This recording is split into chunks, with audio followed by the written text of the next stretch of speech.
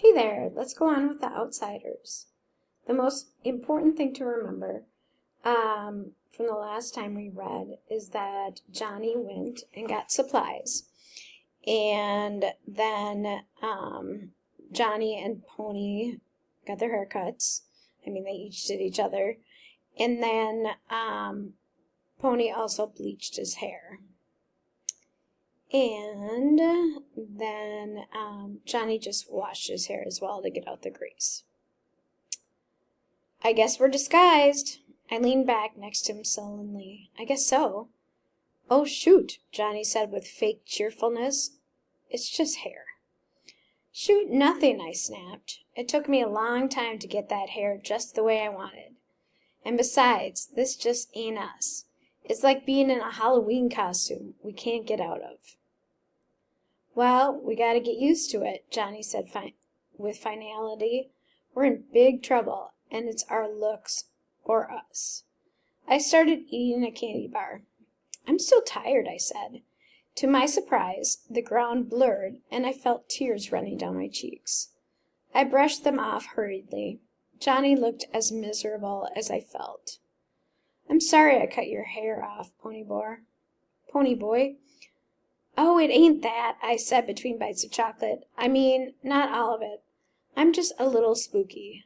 I really don't know what's the matter. I'm just mixed up.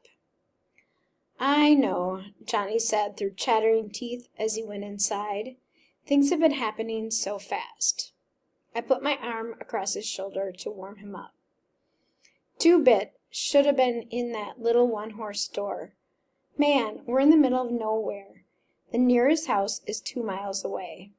Things were laying out wide open, just waiting for somebody slick like 2-Bit to come pick 'em up. He couldn't walk out with half the store.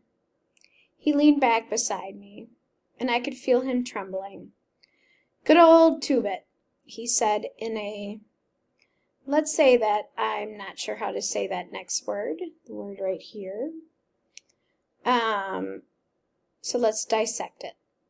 I'm going to take off, there's no prefix, so I'm going to take off the suffix, ing, and then I'm going to apply the rules of 2s and 3s.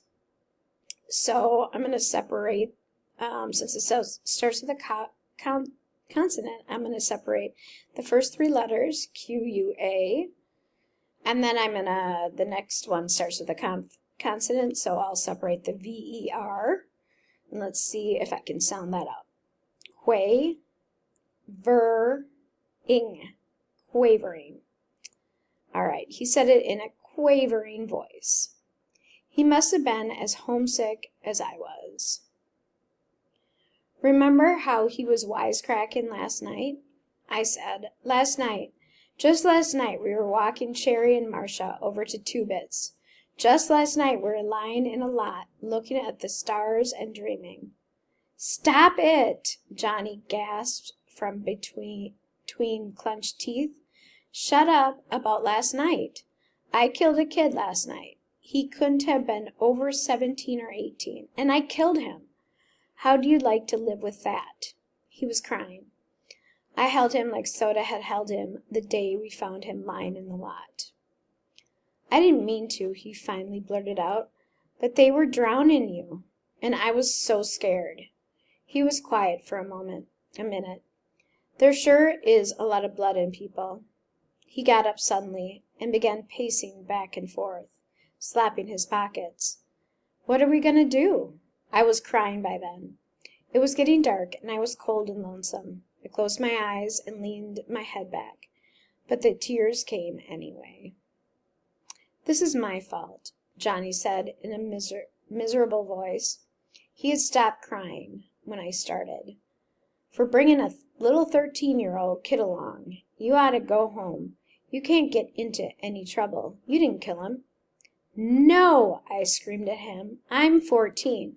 I've been 14 for a month, and I'm in it as much as you are.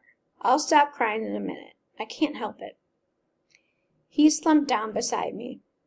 I didn't mean it like that, Pony Boy. Don't cry. Pony, we'll be okay. Don't cry. I leaned against him and bawled until I went to sleep. I woke up late that night. Johnny was resting against the wall, and I was asleep on his shoulder. "Johnny," I yawned, "you awake?" I was warm and sleepy.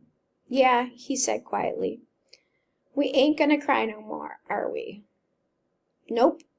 We're all cried out now. We're getting used to the idea. We're gonna be okay now.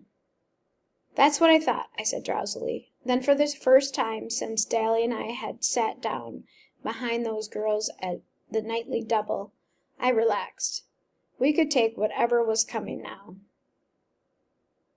The next 4 or 5 days were the longest days I've ever spent in my life. We killed time by reading Gone with the Wind and playing poker. Johnny sure did like that book, although he didn't know anything about the Civil War and even less about plantations, and I had to explain a lot of it to him. It amazed me how Johnny could get more meaning out of some of the stuff in there than I could. I was supposed to be the deep one. Johnny had failed a year in school and never made good grades. He couldn't grasp anything that was shoved at him too fast, and I guess his teachers thought he was just plain dumb. But he wasn't. He was a little slow to get things, and he liked to explore things once he did get them. He was especially struck on the Southern gentlemen, impressed with their manners and charm. "I bet they were cool guys," he said, his eyes glowing, after I had read the part about them riding into sure death because they were gallant. "They remind me of Dally." "Dally?" I said, startled. "Shoot, he ain't got any more manners than I do, and you saw how he treated those girls the other night. Soda's more like them Southern boys." "Yeah, in the manners bit, and the charm too, I guess," Johnny said slowly. "But one night I saw Dally getting picked up by the fuzz, and he kept real cool and calm the whole time. They were getting him for breaking out the windows in the school building, and it was Two-Bit who did that, and Dally knew it. But he just took the sentence without batting an eye or even denying it. That's gallant." That was the first time I realized the extent of Johnny's hero worship for Dally Winston. Of all of us, Dally was the one I liked best. He didn't have Soda's understanding or dash, or Two-Bit's humor, or even Derry's Superman qualities. But I realized that these three appealed to me because they were like the heroes in the novels I read. Dally was real. I liked my books and clouds and sunsets. Dally was so real, he scared me. Johnny and I never went to the front of the church. You could see the front from the road, and sometimes farm kids rode their horses by on their way to the store. So we stayed in the very back, usually sitting on the steps and looking across the valley. We could see for miles, see the ribbon of highway and the small dots that were houses and cars. We couldn't watch the sunset, since the back faced east, but I loved to look at the colors of the fields and the soft shadings of the horizon. One morning I woke up earlier than usual. Johnny and I slept huddled together for warmth. Dally had been right when he said it could get cold where we were going. Being careful not to wake up Johnny, I went to sit on the steps and smoke a cigarette. The dawn was coming then. All the lower valley was covered with mist, and sometimes little pieces of it broke off and floated away in small clouds. The sky was lighter in the east, and the horizon was a thin golden line. The clouds changed from gray to pink, and the mist was touched with gold. There was a silent moment when everything held its breath, and then the sun rose. It was beautiful. "Golly!" Johnny's voice beside me made me jump. "That sure was pretty." "Yeah," I sighed, wishing I had some paint to do a picture with while the sight was still fresh in my mind. "The mist was what was pretty," Johnny said, "all gold and silver." I said, trying to blow a smoke ring. "Too bad it couldn't stay like that all the time." "Nothing gold can stay." I was remembering a poem I'd read once. "What?" "Nature's first green is gold.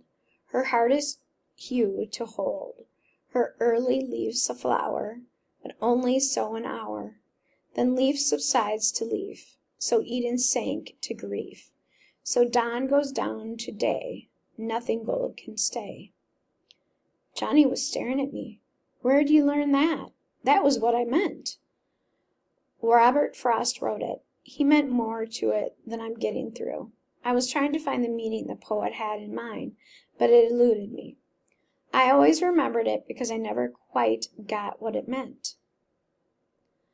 You know, Johnny said slowly, I never noticed colors and clouds and stuff until you kept reminding me about them. It seems like they were never there before. He thought for a moment. Your family sure is funny. And what happens to be so funny about it? I asked stiffly. Johnny looked at me quickly. I didn't mean nothing. I meant, well, Soda kind of looks like your mother did. But he acts just exactly like your father. And Derry is the spittin' image of your father. But he ain't wild and laughing all the time like he was. He acts like your mother. And you don't act like either one. I know. I said, thinking this over, you ain't like any of the gang. I mean, I couldn't tell Two-Bit or Steve or even Derry about the sunrise and clouds and stuff. I couldn't even remember that poem around them. I mean, they just don't dig. Just you and Soda, and maybe Cherry Valance. Johnny shrugged. Yeah, he said with a sigh, I guess we're different. Shoot, I said, blowing a perfect smoke ring. Maybe they are. Okay, the video will stop and you can make your response.